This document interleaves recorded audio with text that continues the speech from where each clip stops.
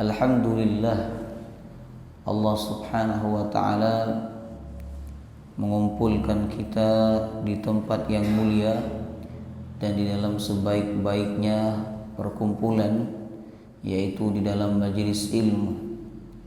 Kita memohon kepada Allah subhanahu wa ta'ala, semoga apa yang kita lakukan mulai dari awal tadi sampai akhir nanti diridhai oleh Allah dan diterima oleh Allah dengan penerimaan yang terbaik. Amin ya rabbal alamin. Kita juga memohon kepada Allah semoga ilmu yang kita pelajari menjadi ilmu yang berkah dan bermanfaat. Allahumma inna nas'aluka ilman nafi'a wa rizqan tayyiba wa amalan mutaqabbala.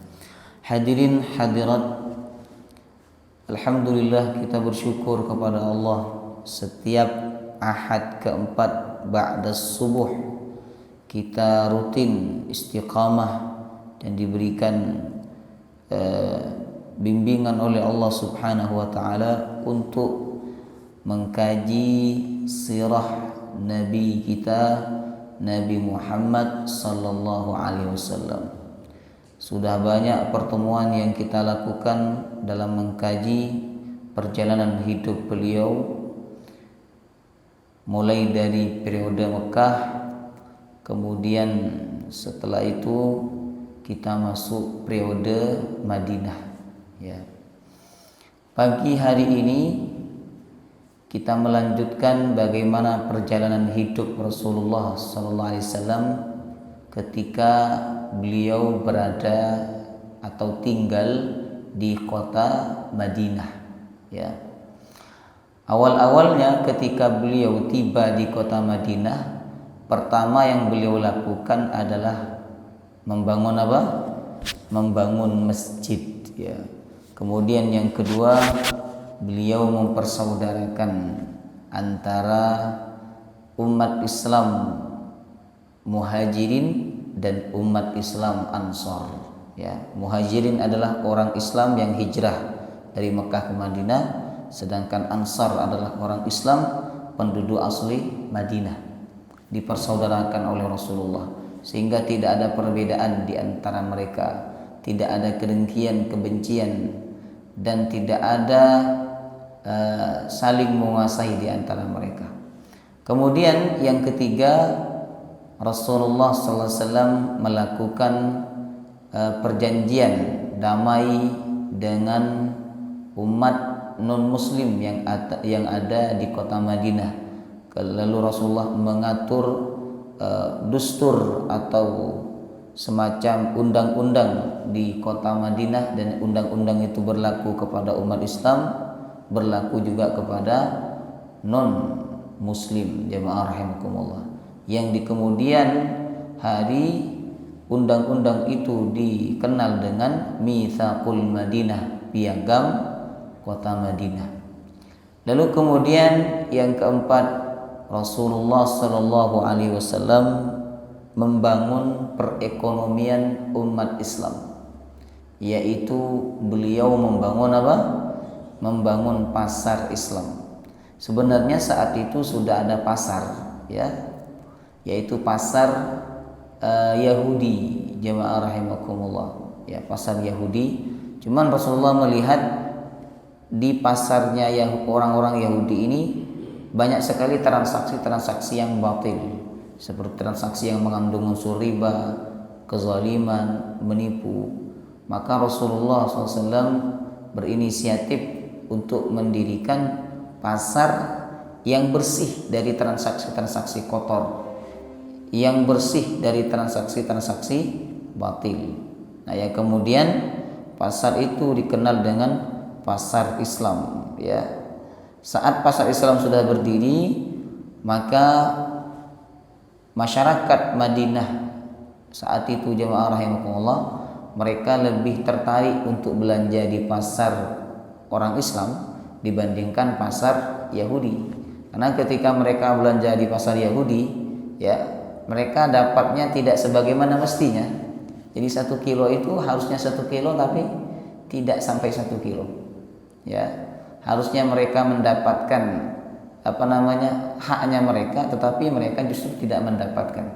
Tapi ketika mereka belanja di pasar kaum muslimin, maka mereka mendapatkan haknya, bahkan terkadang oleh sebagian pedagang dilebihkan. Nah, maka mereka beralih untuk transaksi jual beli di pasar Islam dibandingkan di pasar Yahudi. Akhirnya lama kemudian pasar Yahudi gulung tikar, lalu kemudian tutup. Jemaah rahimakumullah. Nah, sekarang kita masuk pada pembahasan sirah an-nabawiyah, jihad perang. Nah, jadi waktu itu orang-orang kafir Mekah tetap menganggap Nabi Muhammad dan kaum muslimin sebagai musuh mereka. Bahkan mereka ketika melihat ada sahabat Nabi yang umrah ke kota Mekah, mereka tetap memojokkan, mereka tetap menghinakan, mereka tetap melakukan tindakan yang zalim kepada sahabat Nabi sallallahu alaihi wasallam. Maka ketika Nabi tinggal di Madinah, yang pertama masjid sudah dibangun, persaudaraan sudah kuat antar sama umat Islam. Kemudian yang ketiga ada Misakul Madinah, perjanjian ya untuk menjaga kota Madinah. Kemudian yang keempat, Rasulullah juga sudah membangun ekonomi umat Islam, berdiri negara Islam, kuat politik Islam saat itu. Maka Allah Subhanahu wa taala menurunkan perintah kepada Nabi Muhammad dan kaum muslimin untuk berjihad perang. Ya.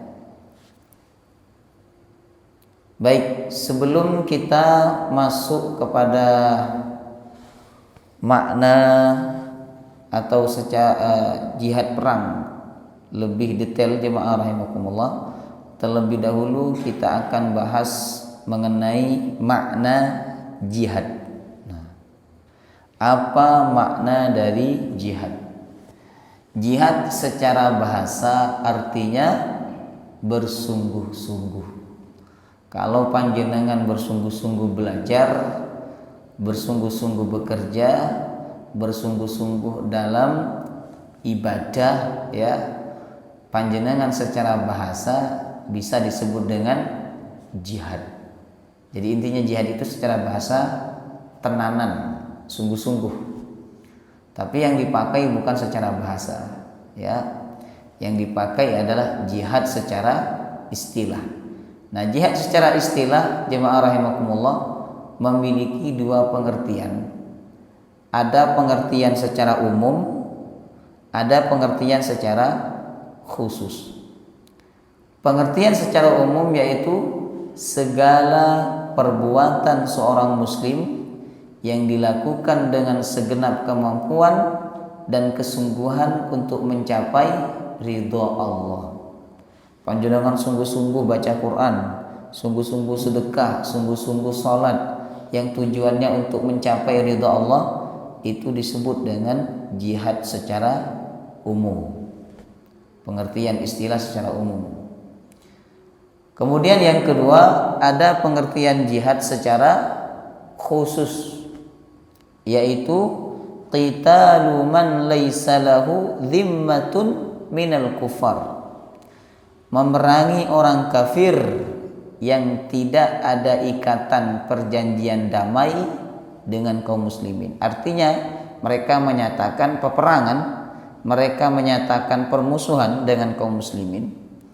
Nah, maka ketika kaum muslimin melawan mereka, memerangi mereka, melindungi diri mereka dari serangan orang-orang kafir, ya, maka apa yang dilakukan oleh kaum muslimin itu secara istilah dia bisa disebut dengan jihad. Ini pengertian khusus jemaah rahimakumullah. Adapun yang kita maksud di dalam pembahasan ini adalah jihad secara khusus, yaitu turun perintah dari Allah kepada Nabi Muhammad dan kaum muslimin untuk berjihad perang melawan orang-orang kafir yang ingin memerangi kaum muslimin, ya. Yang kita pakai pengertian istilah secara khusus, jemaah rahimakumullah. Kemudian macam-macam jihad. Jihad ada 5 macam, jemaah rahimakumullah. Yang pertama, jihadun nafsi, jihad memerangi hawa nafsu. Nah, ini perang melawan diri sendiri, karena musuhnya ada di dalam diri kita sendiri. Ini yang paling susah, ya. Ada orang itu bisa melawan orang lain, ya, bisa mengalahkan orang lain, tapi ternyata dia tidak bisa mengalahkan dirinya sendiri. Dia tidak bisa mengendalikan amarahnya, dia tidak bisa mengendalikan kesabarannya, kemudian dia tidak bisa mengatur emosinya, bahkan dia tidak bisa mengatur perasaannya dan sebagainya, ya. Maka orang yang seperti ini dikatakan oleh Nabi sebagai orang yang paling lemah, ya. Nabi mengatakan, laisa syadid bisur'ah, innamas syadid alladhi yamliku nafsahu indal ghadab. Orang kuat itu bukan orang yang pandai bergulat, bukan orang yang dapat mengalahkan orang lain, tapi orang yang kuat itu adalah yang dapat mengendalikan dirinya ketika marah. Nah, ini tidak mudah, jemaah rahimakumullah. Makanya ketika selesai perang Badar, Nabi berkata, raja'na min jihadil asghar ila jihadil akbar. Kita pulang dari jihad kecil menuju jihad yang besar. Sahabat bertanya, wa ma jihadul akbar? Jihad yang besar itu apa, wahai Rasulullah? Rasulullah mengatakan, jihadun nafsi, perang melawan diri sendiri, melawan hawa nafsu, jemaah rahimakumullah. Nah, kita ini nggak bisa menang perang melawan hawa nafsu kita, melawan diri kita sendiri, ya, tanpa pertolongan Allah Subhanahu wa taala, ya. Ini jihad yang pertama, dan ini jihad yang paling besar menurut Nabi sallallahu alaihi wasallam. Orang itu, Bapak Ibu, tidak akan diberikan kemenangan oleh Allah dalam berjihad melawan orang kafir kalau dia tidak menang berjihad melawan dirinya sendiri. Kenapa para sahabat itu diberikan kemenangan dalam perang Badar padahal jumlah mereka tidak sebanyak musuh? Senjata mereka tidak sebanyak senjatanya musuh, ya. Kenapa, jemaah rahimakumullah? Itu karena mereka menang dalam berperang melawan diri mereka sendiri, ya. Mereka, bagaimana mereka mengorbankan rumahnya, mengorbankan keluarganya, meninggalkan keluarganya yang ada di kota Mekah, meninggalkan hartanya hanya demi mempertahankan iman mereka dalam rangka mencapai ridho Allah Subhanahu wa taala. Jadi seluruh kasih sayang kepada keluarga yang masih non muslim itu ditinggalkan oleh mereka. Nah, jadi mereka ini kan berarti bisa melawan diri mereka sendiri, ya. Orang kalau nggak bisa melawan diri mereka kalau nggak bisa melawan diri mereka sendiri, Bapak Ibu, mereka tidak akan meninggalkan kota Mekah, karena mereka lebih memilih kasih sayang kepada orang tuanya, seperti sahabat Abu Bakar As-Siddiq, ya. Sahabat Abu Bakar As-Siddiq walaupun menjadi sahabat dekatnya Nabi, tapi ayahnya belum masuk Islam saat itu, ya. Itu kalau Abu Bakar tidak bisa melawan dirinya, jemaah rahimakumullah, maka bisa saja Abu Bakar As-Siddiq meninggalkan agama Islam, meninggalkan Rasulullah, lalu lebih memilih menemani ayahnya, berkasih sayang dengan ayahnya, karena ayahnya meminta Abu Bakar As-Siddiq kembali kepada agama nenek moyang. Nah, subhanallah. Jadi para sahabat yang hijrah dari Mekah ke Madinah, meninggalkan harta mereka, meninggalkan rumah mereka, meninggalkan keluarga mereka adalah orang yang berhasil dalam melakukan jihadun nafsi, perang melawan hawa nafsu. Oleh karena itu Allah memberikan kemenangan kepada mereka ketika perang melawan orang-orang kafir. Jadi gampangannya kalau kita menang berperang dengan hawa nafsu kita, maka Allah akan memberikan kemenangan kepada kita berperang di luar itu. Tetapi ketika kita menang berperang melawan orang-orang kafir atau menang dalam pertandingan pergulatan perkelahian, belum tentu kita menang dalam berperang melawan diri kita sendiri. Maka musuh yang paling berbahaya itu sebenarnya adalah diri kita sendiri, jemaah rahimakumullah, ya. Kemudian Nabi mengajarkan doa kepada kita supaya kita ini selamat dari kejahatan diri kita sendiri. Doanya Allahumma inni a'udzubika min syarri nafsi wa min syarri syaitan. Ya Allah, aku berlindung kepadamu dari kejahatan diriku sendiri. Wa min syarri syaitan, dan dari kejahatan syaitan. Itu jihad yang pertama. Kemudian yang kedua, jemaah rahimakumullah, jihadus syaitan. Jihad memerangi setan. Nah, ini juga tidak mudah karena setannya nggak kelihatan. Ya, setannya tidak kelihatan. Nah, bagaimana perang melawan syaitan ini supaya kita bisa menang? Pertama adalah berlindung kepada Allah dari syaitan. A'udzubillahi minasyaitonirrajim. Karena tanpa pertolongan Allah kita tidak dapat menang melawan syaitan. Ini jihad yang kedua. Kemudian yang ketiga ada jihadul kuffar. Jihad berperang melawan orang kafir yang memerangi kaum muslimin. Nah, ini jihad yang akan kita bahas nanti, jemaah rahimakumullah.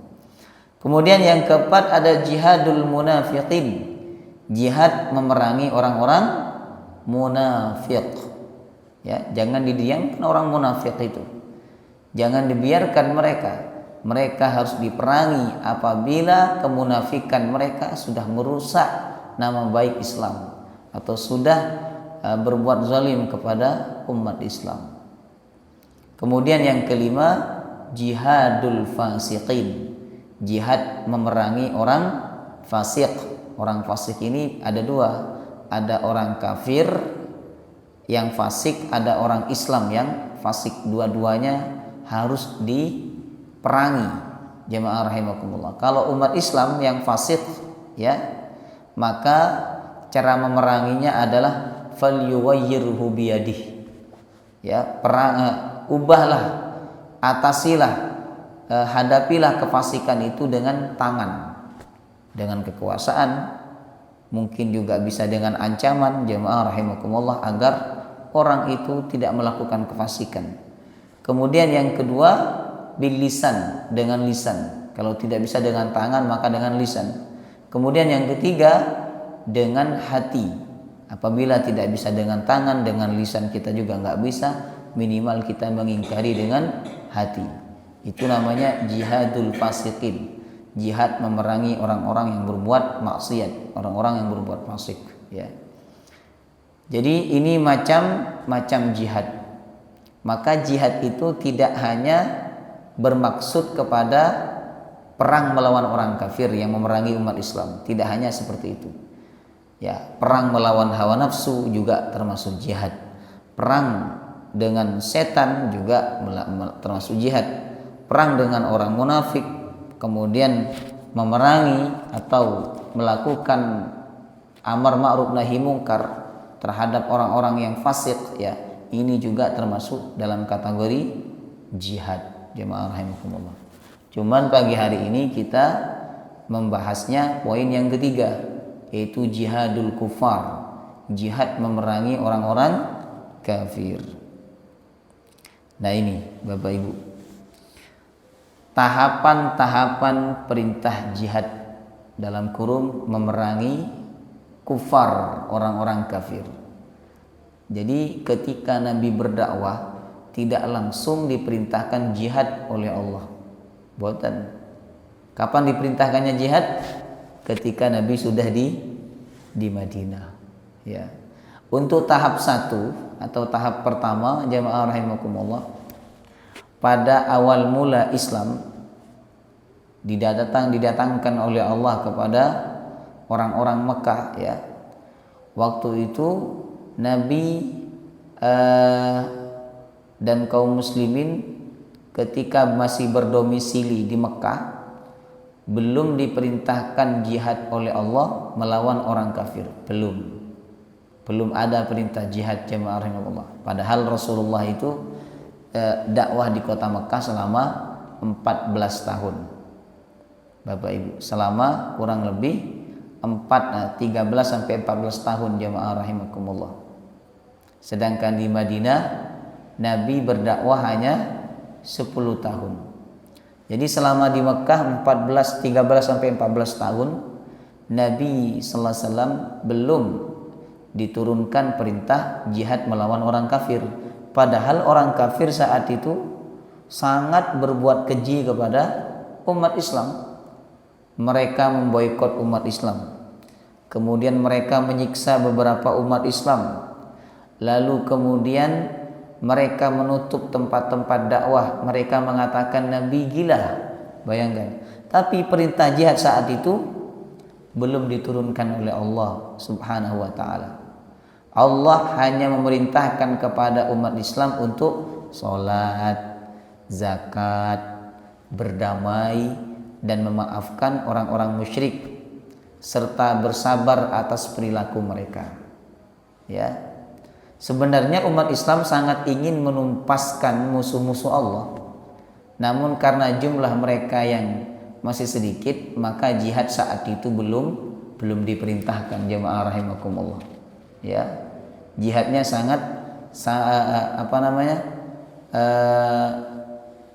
jumlah umat Islam saat itu sangat sedikit. Apalagi mereka tinggal di sebuah negara yang memang negara itu menjadi kekuasaan orang-orang kafir, ya. Lalu mereka juga selain jumlahnya sedikit, mereka juga tinggal di tanah haram, yang mana tanah haram itu dilarang untuk berperang, jemaah rahimakumullah.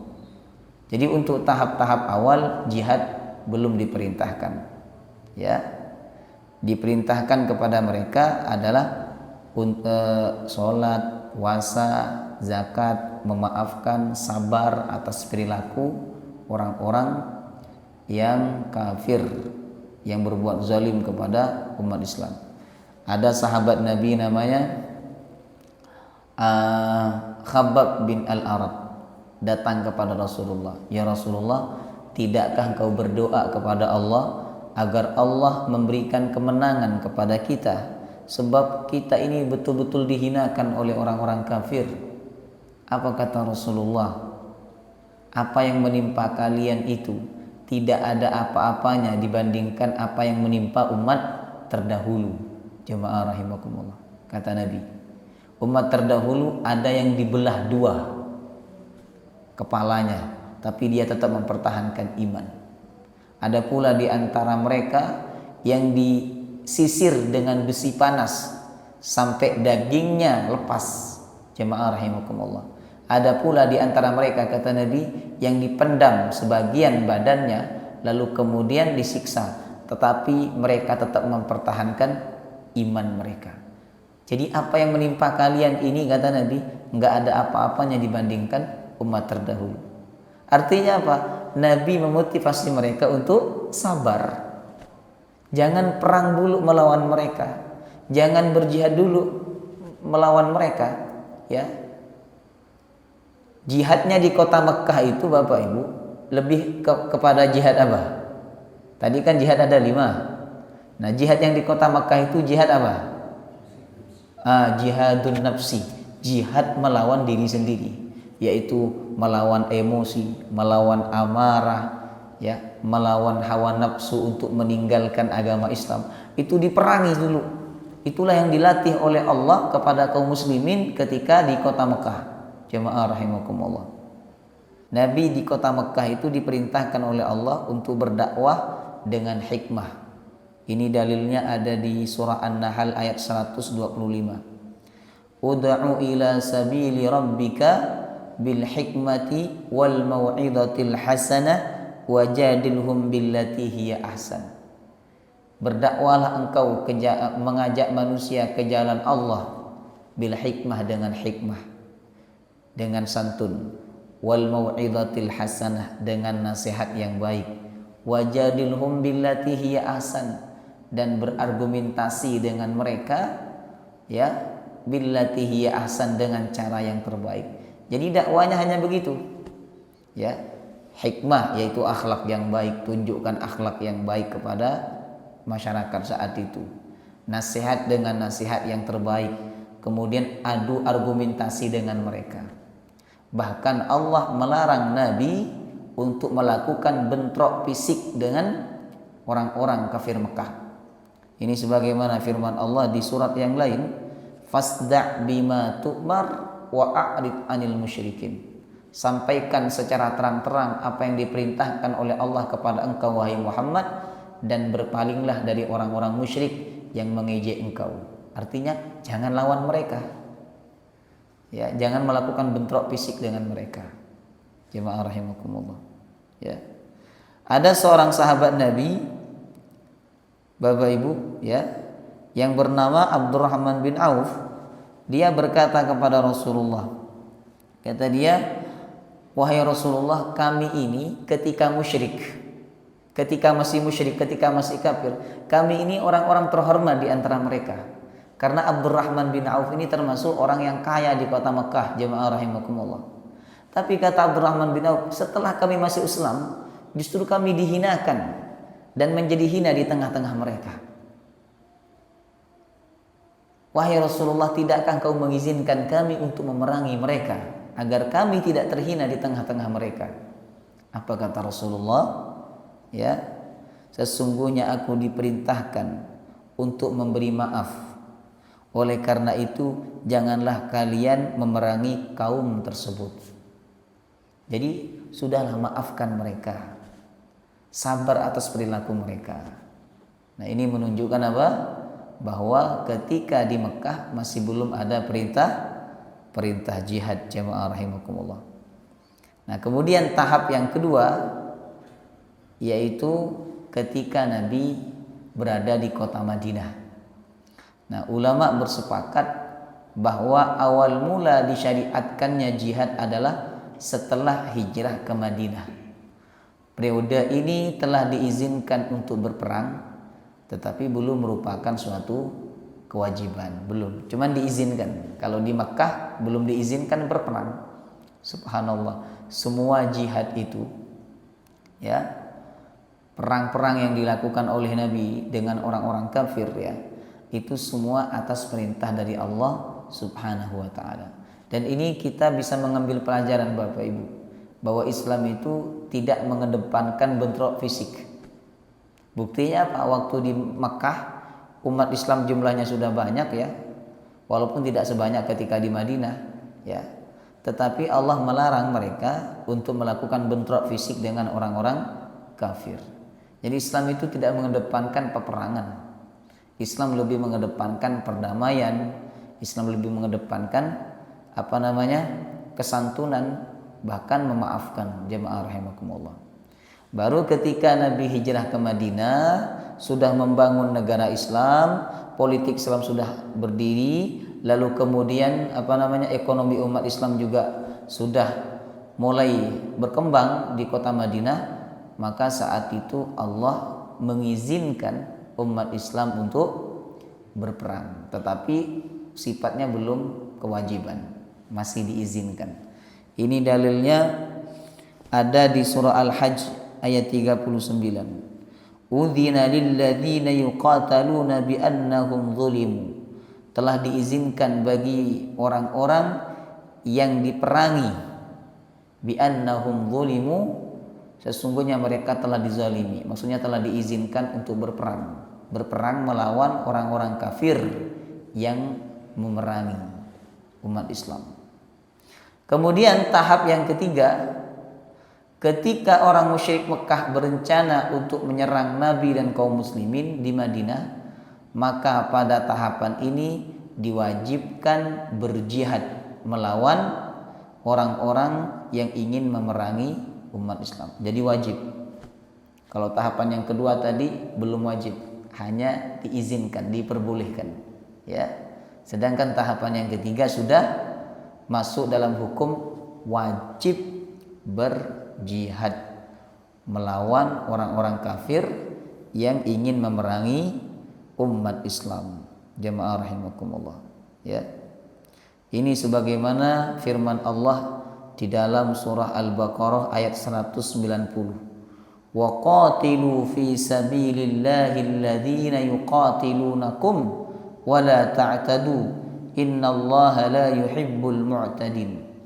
Dan berperanglah kalian di jalan Allah. Masya Allah, yang disebut oleh Allah di dalam ayat ini yaitu berperang fi sabilillah. Ini garis penting, ini catatan penting. Berperanglah kalian fi sabilillah, di jalan Allah. Apa yang dimaksud dengan berperang di jalan Allah? Yaitu berperang untuk menegakkan, untuk membela agama Allah subhanahu wa ta'ala. Ada seorang sahabat bertanya kepada Rasulullah, "Ya Rasulullah, seorang laki-laki yang berperang karena ingin menunjukkan kehebatannya. Ada lagi seorang laki-laki yang berperang karena dia ingin membalas dendam sebab keluarganya sudah dibunuh oleh orang kafir. Ada seorang laki-laki yang berperang karena dia ingin dikatakan sebagai orang yang pemberani. Di manakah di antara mereka itu yang berperang di jalan Allah?" Apa kata Nabi? Siapa yang keluar untuk menegakkan kalimat Allah, fahuwa fi sabilillah, maka dialah yang berada di jalan Allah. Jadi jihad fi sabilillah, berperang fi sabilillah itu adalah berperang untuk menegakkan kalimat Allah. Adapun berperang untuk membela negara, berperang untuk membela hak, berperang untuk membela keluarga, jemaah rahimakumullah, ini bukan fi sabilillah, bukan jihad fi sabilillah. Termasuk jihad, tetapi bukan yang dimaksud oleh ayat tadi. Nah, apa bedanya? Kalau panjenengan berperang melawan musuh yang ingin mengambil harta panjenengan, lalu panjenengan mati, matinya panjenengan itu disebut mati syahid, tapi tidak sama seperti mati syahidnya berperang membela agama Allah. Kalau mati syahid membela agama Allah, itu jenazahnya tidak boleh dimandikan. Bajunya tidak usah dilepas karena bajunya nanti akan menjadi saksi, jemaah rahimakumullah. Mereka hanya disolatkan saja. Ya. Bahkan ada sebagian pendapat langsung dimakamkan. Jemaah rahimakumullah. Ya, itu bedanya. Makanya jihad fi sabilillah itu dimaknakan oleh ulama berjihad untuk menegakkan kalimat Allah Subhanahu wa taala. Nah, ini ayat di surah Al-Baqarah 190 ini perintah kepada kaum muslimin untuk memerangi alladzina yuqatilunakum, orang-orang yang memerangi kalian, kata Allah, yaitu orang-orang kafir. Wala ta'tadu, dan janganlah kalian melampaui batas dalam berperang. Melampaui batas dalam berperang itu Bapak Ibu contohnya seperti membunuh anak-anak, membunuh wanita, membunuh orang tua, membunuh orang yang sudah menyerah, membunuh tawanan, ya. Ini perbuatan yang melampaui batas dalam peperangan, maka Allah tidak memperbolehkan umat Islam seperti itu, nggak boleh. Ya, beda dengan orang kafir kan. Kalau orang kafir itu ketika berperang nggak ada etikanya, jemaah rahimakumullah. Mereka kadang melemparkan bom atau nuklir yang mengandung racun, ya, sehingga ketika orang-orang menghirup udaranya maka mereka akan cacat. Nah, itu etika berperang yang dilarang di dalam Islam. Jadi semuanya kena imbasnya itu dilarang, ya. Yang boleh diperangi, yang boleh dibunuh hanya mereka yang menyatakan perang dengan umat Islam. Paham? Nah. Kemudian kita masuk hukum jihad. Sebenarnya hukum jihad itu seperti apa? Ya. Yang jelas setelah turun perintah jihad melawan orang-orang kafir yang menyatakan permusuhan dan peperangan dengan umat Islam, maka jihad saat itu menjadi sebuah kewajiban bagi umat Islam. Ya. Tapi ada rincian hukumnya jemaah rahimakumullah. Tidak semuanya umat Islam itu wajib untuk berjihad. Ada 3 rincian hukum jihad, Bapak Ibu. Yang pertama, jihad itu hukumnya adalah fardu kifayah. Ini berarti sama hukumnya dengan sholat jenazah. Sholat jenazah sebagian melakukan, maka sebagian yang lain sudah gugur kewajibannya. Berarti sebagian yang lain itu hukumnya menjadi sunnah. Ya, misalnya panjenengan nih datang melayat, jenazah itu sudah disolati oleh orang-orang, lalu panjenengan datang. Nah, status panjenengan ketika mensolati jenazah tersebut itu hukumnya apa? Sunnah. Tidak lagi fardu kifayah karena sudah digugurkan oleh yang lainnya. Baik. Jihad juga seperti itu. Jihad ini hukum awalnya adalah fardu kifayah. Jika sebagian umat telah melaksanakannya dengan baik dan sempurna, maka sebagian yang lain terbebas dari kewajiban tersebut. Nah, ngoten. Jadi misalnya ada 100 orang umat Islam, mereka berjihad, 50 orang berjihad, dan dengan 50 orang itu jihad sudah sempurna karena musuhnya mungkin hanya 30 atau 40. Dengan 50 orang itu jihad sudah sempurna, maka 50 orang yang lainnya mereka sudah gugur kewajiban jihadnya. Ngoten. Ini dalilnya ada di surah At-Taubah ayat 122, jemaah rahimakumullah. Kata Allah, "Wa ma kanal mu'minuna liyanfiru kaffah. Falaula nafara min kulli firqatin minhum ta'ifatul liyatafaqahu fid din wa liyunziru qaumahum idza raja'u ilaihim la'allahum yahdharun." Tidak pantas, bahkan tidak boleh, kata Allah, jika semua umat Islam itu keluar untuk jihad. Harus ada sekelompok orang di antara mereka yang duduk anteng bersama Nabi untuk belajar agama.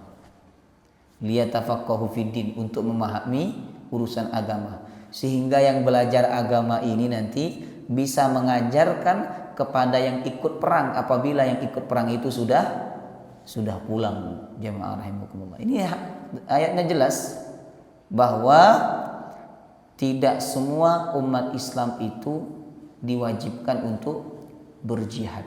Jika jihad itu sudah sempurna dengan sebagian umat Islam, maka yang lain gugur kewajibannya. Karena jihad hukum asalnya adalah fardu kifayah. Kemudian yang kedua, jihad Bapak Ibu bisa menjadi fardu ain. Artinya apa? Kewajiban atas masing-masing orang.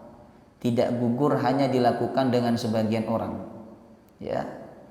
Apabila musuh sudah memasuki medan apabila dia sudah memasuki medan perang.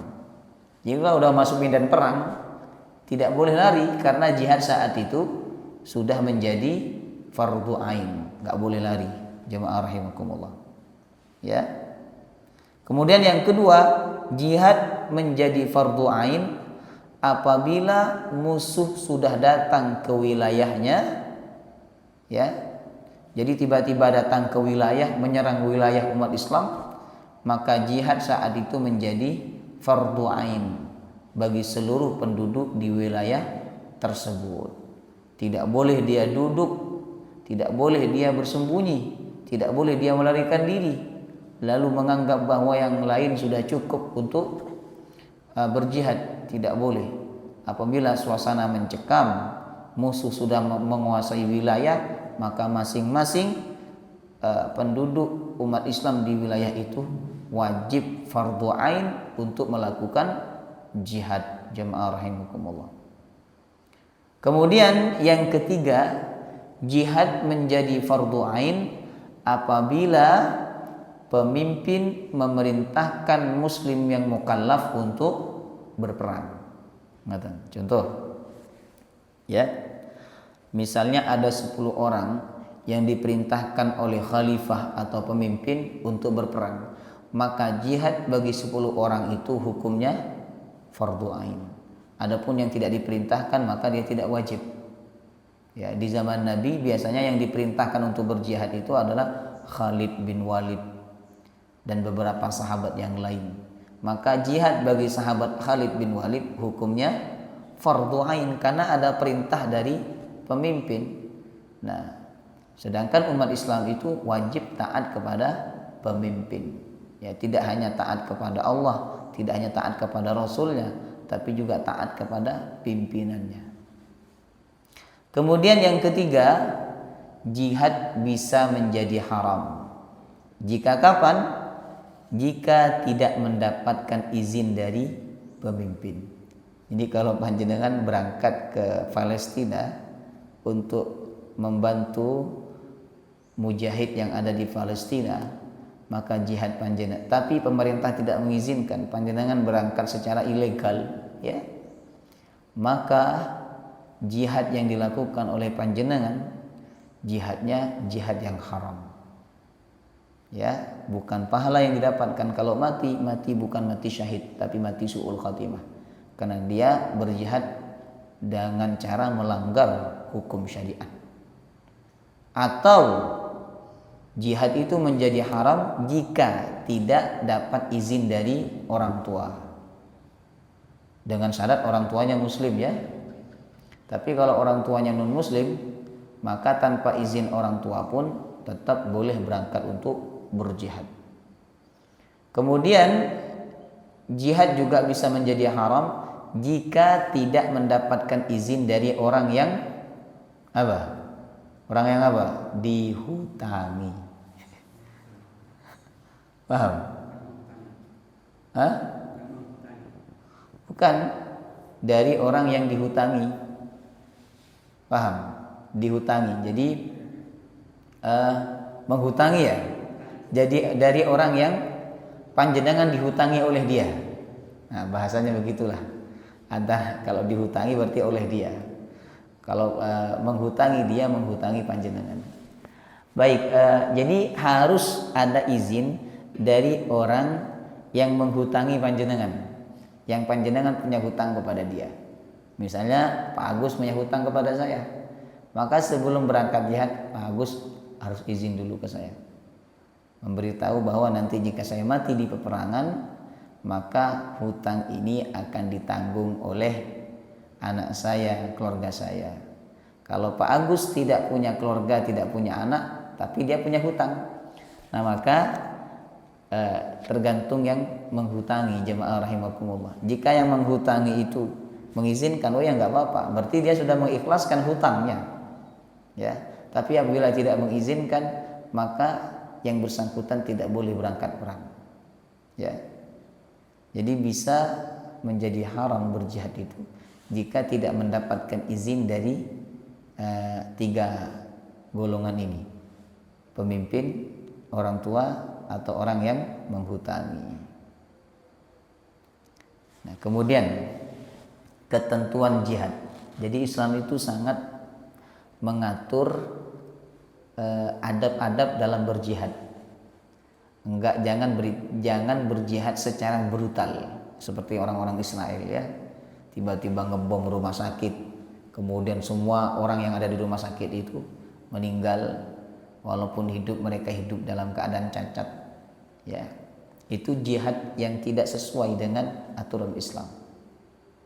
Kalau ada umat Islam berjihad dengan cara seperti itu, berarti dia jihadnya jihad yang batil, karena mereka telah melanggar adab-adab dalam berjihad.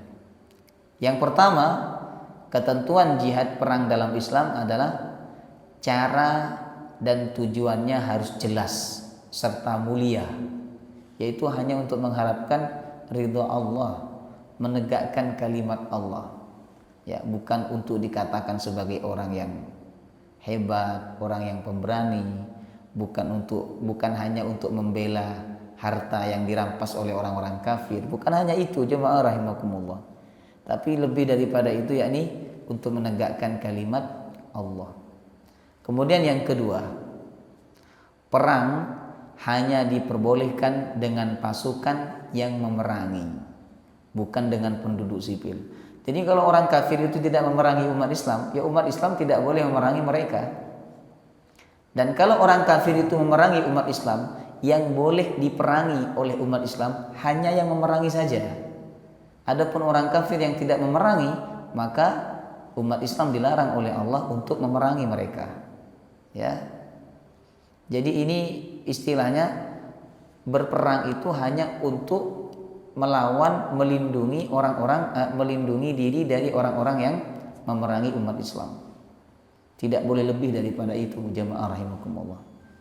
Kemudian yang ketiga, perang harus dihentikan bila pihak lawan telah menyerah dan memilih damai.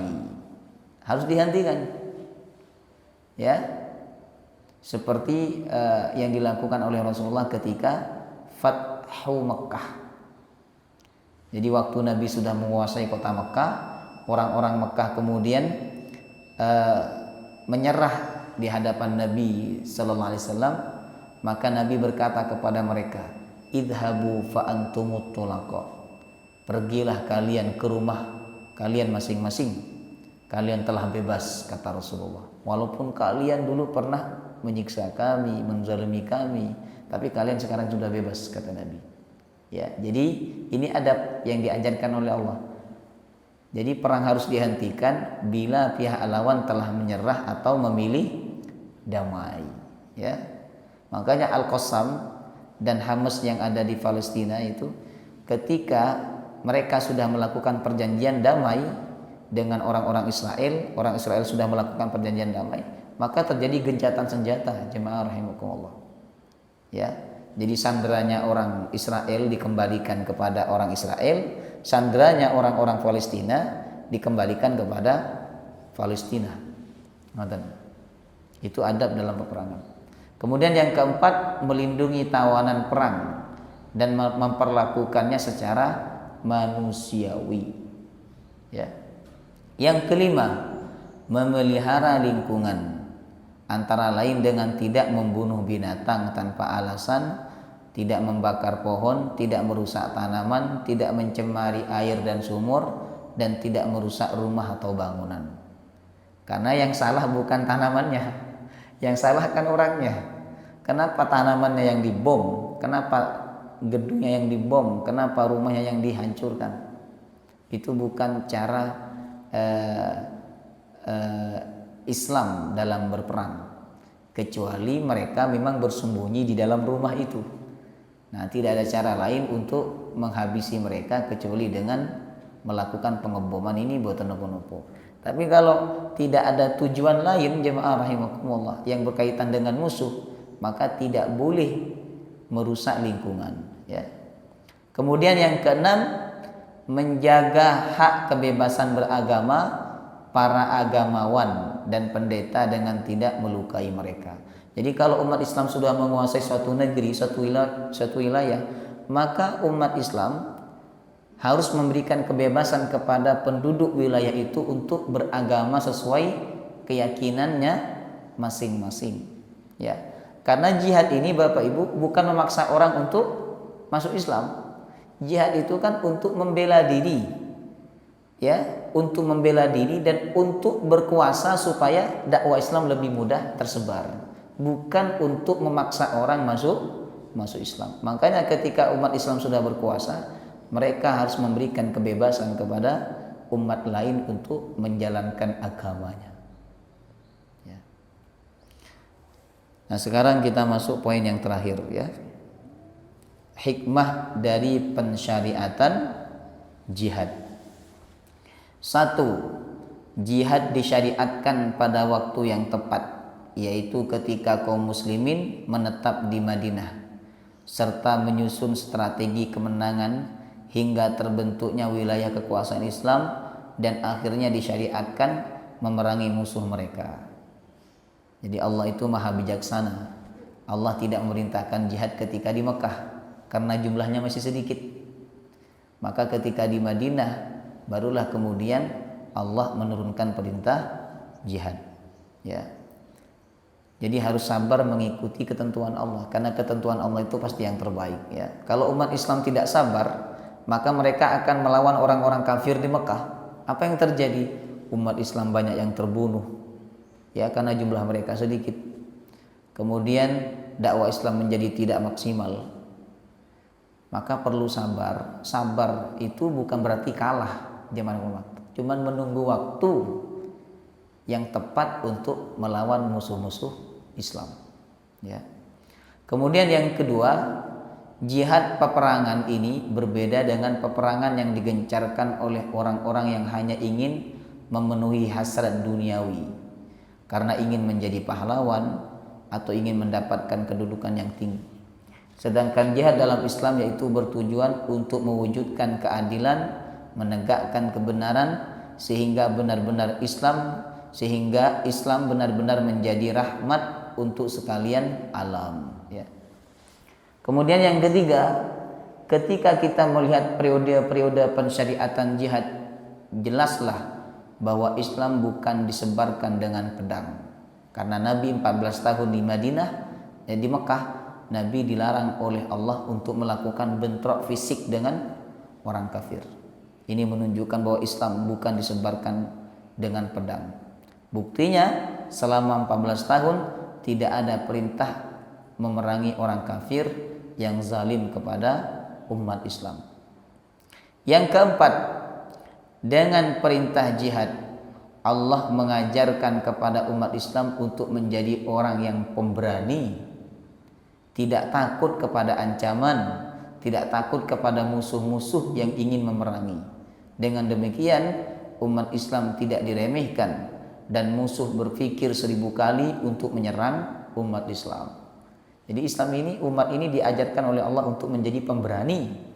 Dimanapun mereka dimanapun kalian bertemu dengan mereka, musuh-musuh kalian, kata Allah, faqtuluhum, bunuh mereka, kata Allah.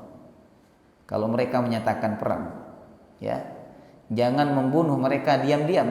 Berarti kalian pengecut. Bunuhlah di mana mereka didapati oleh kalian. Ini menunjukkan apa?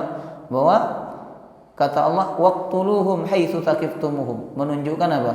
Bahwa Allah mengajarkan umat Islam untuk menjadi pahlawan, untuk menjadi pemberani, bukan pengecut. Jemaah rahimakumullah.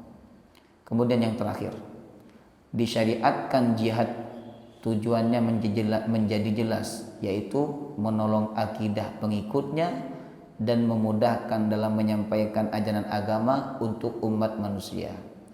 Islam memberikan kebebasan dalam berakidah. Yahudi, Nasrani memiliki kebebasan dalam menjalankan agama Allah meskipun di lingkup umat Islam. Karena tujuan dari jihad bukan mengharuskan seseorang menggantikan akidahnya. Jadi Islam itu berjihad bukan memaksa orang masuk Islam.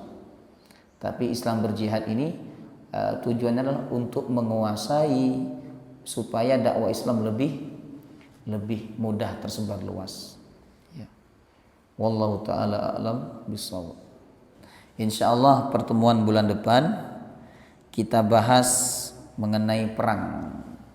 Yang ini kan masih perintahnya, masih hukumnya, masih ketentuan-ketentuannya. Nah, bulan depan kita sudah insyaallah kita masuk perang. Dan perang pertama di dalam Islam yaitu perang Badar, jamaah rahimakumullah. Ya. Jadi bulan depan kita masuk sirah Nabi yang berbicara tentang perang Badar. Ya, semoga Allah memudahkan kita untuk mempelajari perjalanan hidup Nabi kita sallallahu alaihi wasallam. Amin ya rabbal alamin. Subhanakallahumma wa bihamdika asyhadu an la ilaha illa anta astaghfiruka wa atubu ilaik. Wassalamu alaikum warahmatullahi wabarakatuh.